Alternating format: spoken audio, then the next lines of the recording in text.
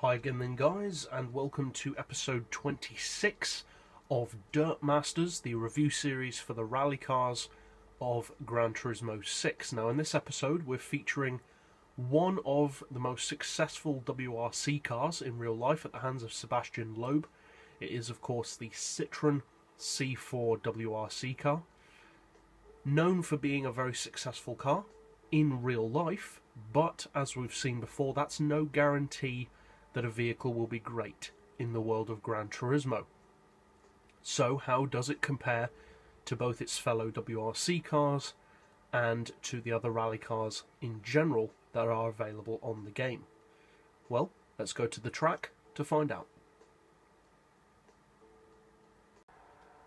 Now, in terms of sheer acceleration and power, etc., as you'd expect, the C4 is exactly the same as the other modern WRC machines.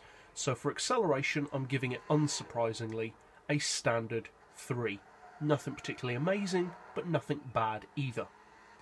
For low speed handling, I'm going to give it a 5, because it is very good. Now, when I say it's very good, it is a little bit more challenging than some other WRC cars on a city track. But for its low speed handling on all of the tracks considered together, it is very, very good. And overall for city tracks, I'm going to give it a 4, because it is very good, but not quite among the absolute best on the game. So now let's see how it takes on a twisty country track. Now in real life, French rally cars are known for the most part to be very good for tarmac-based rallying, and the C4 is no exception. Now that said, I'm not giving it a maximum 5 on this country-based track, and the reason for that is because although it is very good for high-speed handling, I am giving it a 5, and for this track type in general, I am giving it a respectable 4.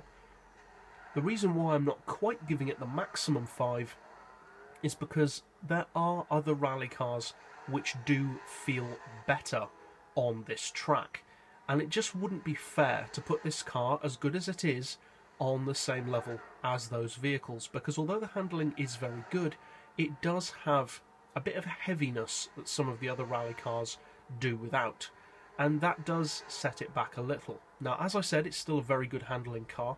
For top-end performance, unsurprisingly, it's a 3, because again, it's just your average WRC car. So overall, it's a respectable result for country tracks. So now let's see how it takes on a dirt track. Now obviously, the way a car performs on a tarmac-based rally has virtually no bearing whatsoever on how it will perform on a dirt or snow track. So although it does perform well on tarmac, there is no guarantee that it will be good on a dirt track. So how does this car perform on a dirt track? Well, perhaps unsurprisingly, very, very well. Now in real life, of course, as we mentioned at the start of the video, the C4 is a hugely successful WRC machine, and it wouldn't have been so successful if it couldn't tackle rally tracks, specifically dirt rallying tracks. So overall, for dirt rallying tracks, I'm going to give this car a strong 5, because it is excellent. It's among the quickest cars in this series, and it's also very easy to drive, has the perfect amount of counterbalance, the amount of power, the weight distribution, everything is just spot on with this car to get that perfect lap. Not necessarily the fastest lap against something like an Escudo, obviously, but still a very respectable lap that is among the very best of rally cars that are available on Gran Turismo 6. Now for overall drivability, I'm also going to give it a strong 5, because the C4 is a great driver's car, which isn't really that surprising considering that mechanically it is based on the Ford Focus, which is also known as being a very, very good driver's car. So a very respectable result overall for rally tracks. What about on snow tracks though? Well, let's go to Chamonix to find out.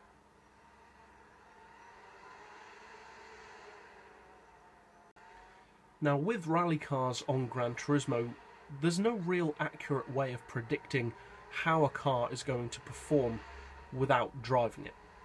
With some forms of racing, you can fairly accurately predict how a car will perform beforehand, but snow tracks demand such different things from the car than dirt or tarmac that you can just never really predict what cars are going to perform well and really feel at home here, especially among all-wheel drive cars, because at the one end of the spectrum they can be very good, at the other end they can have understeer, heavy steering in general, and just not have the flow that a snow track requires. With the C4 though, this is not the case. It performs very, very well on a snow track, and again, that sheer drivability does really help. It's such an easy car to drive. It's very forgiving, as, yes, many of the WRC cars are, but the C4 is among the best of those in that regard. So overall, for snow tracks, I'm again giving it a strong 5, because not only is it very easy to drive, but it will also give you among the quickest of lap times. So a very respectable result overall for the Citroen. Now let's go back to the garage for a roundup of its best and worst points. Overall then, and perhaps unsurprisingly, the Citroen C4 WRC is a very good all-round rally car. It has very good handling, plenty of grip, it looks the part as well, which does help. If you have a stupid looking car, it can put you off your driving, but the Citroen C4 looks purposeful, competitive, it has the Red Bull livery, which looks cool, and it also helps with the fact that it's successful in real life. So if you have confidence in your car based on a track record, you will be more inclined to put more faith in what the car can do. And the C4 definitely is a competitive car. As far as its best and worst points, well, its best point is just how good it is all round. It's very forgiving for newer drivers, but also highly competitive for more experienced drivers.